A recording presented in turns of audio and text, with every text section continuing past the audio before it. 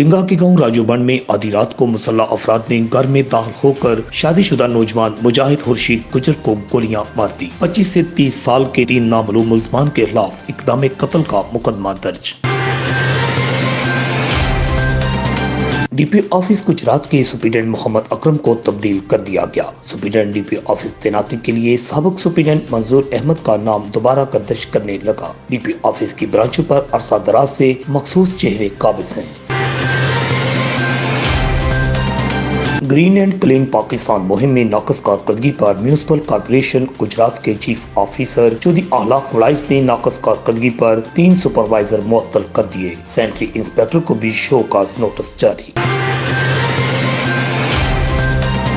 کچہری آنے والے سائلوں کو اب پانی کی پیاس کے لیے در بدر بھٹکنے کی ضرورت نہیں۔ ڈی پی او گجرات سید علی محسن نے ڈی پی او آفس میں واٹر فلٹریشن پلانٹ نصب کروا دیا۔ افتتاحی تقریب میں سول سوسائٹی اور گجرات پولیس کا ڈی پی او سید علی محسن کو اہم مسئلہ حل کرنے پر خراج تحسین۔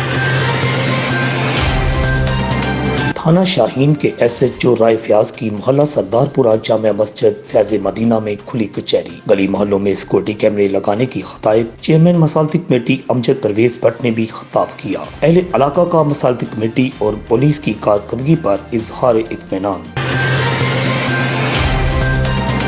عمران نیازی کی حکومت جانے والی ہے۔ مسلم لیگ نون کے مرکزی رہنما میاں حمزہ شہباز شریف کا گجرات کا دورہ۔ لالا موسیٰ میں معروف اینکر پرسن جاوید چودھری کے ساتھ والد کی وفات پر فاتحہ خوانی کی۔ نواب زادہ طاہر الملک اور چودھری شبیر کوٹلہ بھی ہمراہ تھے۔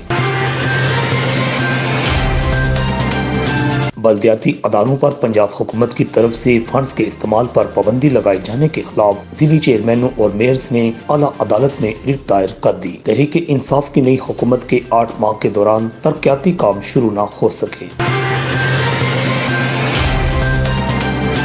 درگاہ نیک آباد مراڑیاں شریف گجرات میں سالانہ عظیم الشان معراج النبی کانفرنس کی تیاریاں عروج پر۔ 4 اپریل کو سالانہ معراج النبی کانفرنس اور 21واں سالانہ عرس مبارک خواجہ پیر محمد نیک عالم قادری منعقد ہوگا۔ گجرات میں مال منڈی مویشیاں کا تنازع طول پکڑ گیا۔ چند بڑے خاندانوں میں تصادم کا خطرہ، کوئی بڑا نقصان ہو سکتا ہے۔ ضلعی انتظامیہ اور پولیس فوری طور پر 2 مال منڈی مویشیوں کے سنگین معاملہ کا نوٹس لے۔